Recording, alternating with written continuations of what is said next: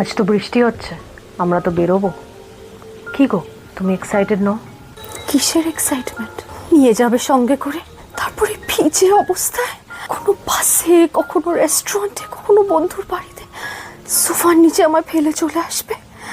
কোনো ইম্পর্টেন্স আছে আমার?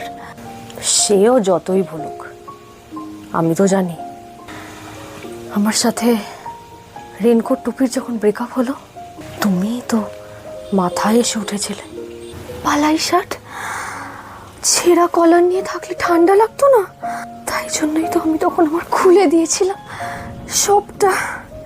তবুও তো তোমায় ভোলে না হয়তো, কিন্তু জানো আমায় খোলার সময় বাইকের দিকে থেকে ফুটবলের মতো করে ফেলে দেয়। আগের বার তো 3 মাস পর শুকোতে দিয়েছিলাম। লজ্জায় তোমাকে আজ আসতে পারিনি আমি।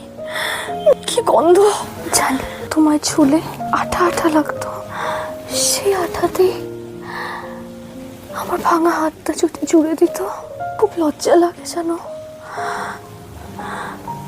হাতের পাশ থেকে কাপড়টা ছিঁড়ে গেছে, কিন্তু না না, তাও নিয়ে বেরোবেই। রাস্তায় এর ওর পর পুরুষের চোখে আমার হাত লাগিয়ে দেবে। বলো না, আমি শুনতে পারবো না। তাও ভালো, নিয়ে তো বেরোয়। ওর কথাটা ভাবো তো, ওর মতো আমাদের এক কোণে তো করে দেয়নি।